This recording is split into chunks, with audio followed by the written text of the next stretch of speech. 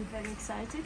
I've been waiting for this day for 1 year and I just can't wait to disconnect from everything.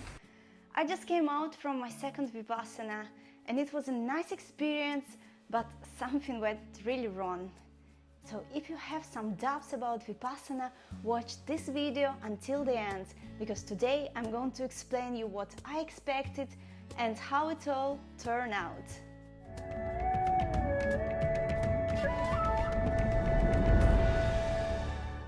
Last May I did my first Vipassana and I loved it so much, so I promised myself that I would repeat it every year.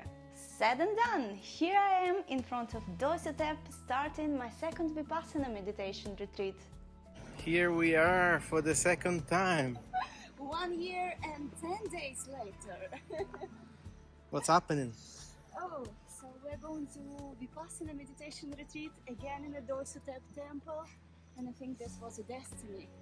You know, honestly, I wanted to change the location to avoid getting attached to a specific teacher or routine. But since other meditation centers were either closed or unresponsive, I just had no choice. I did attempt Vipassana at another center in Chiang Mai, but I only lasted a day. That's a completely different story, and if you want to know what happened to me, I'll leave a link in the description below. So here I am at the same facilities. It's still a simple room with no furniture except a bed with a wooden base and a chair. It's ample and clear and I kind of like it. The meditation hall is big and can have like more than 10 people simultaneously. And the view is just amazing as always, both during the day and the nighttime. You know, I didn't expect so much to be different there. It's always like last year.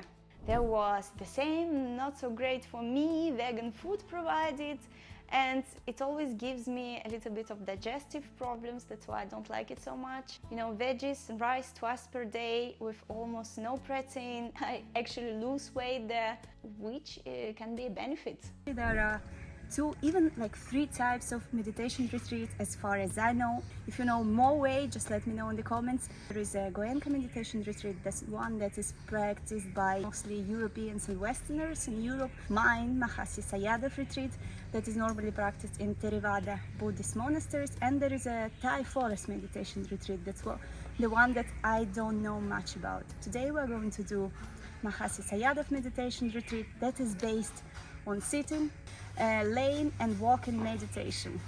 How many days? This time I'm going to stay for 7 days because unfortunately I don't have 10 days. We'll see how different is the experience between doing a meditation retreat for 7 and for 10 days.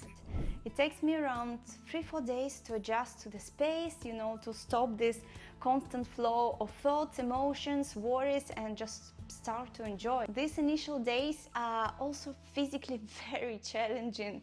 When I was left without the overstimulation of the plans and worries and, you know, devices, my body just decided, okay, that's it, that's a time to rest. During this Vipassana, I battled the hardest desire to sleep I've ever experienced in my life. For the first few days during walking meditations, I kept pausing because of all these intrusive thoughts, and during seated meditations I felt so sleepy that my head would just start to nod and I had to force myself to stay awake. Even though the teacher said that that was completely normal, it felt like a battlefield to me. It was strange and frustrating. I've been meditating every day for more than 4 years. So yeah, as you can see, I was surprised with myself. So guys, if this happens to you, just know that that's completely okay. You cannot do anything about this. In comparison, you know, I also felt sleepy the last year when I did a 10 days retreat, but it was way easier for me and it lasted only maybe for the first or the second day or so. And maybe it's because overall I was very excited with my life back then, and now I'm just like feeling a little bit tired, so my personal context is different. So you will know that depending on what is going on in your life, your Vipassana experience can be a little bit different. After 3-4 days, my sleepiness just magically stopped like this, and I entered in this meditative state state, enjoying just everything happening to me like the last year.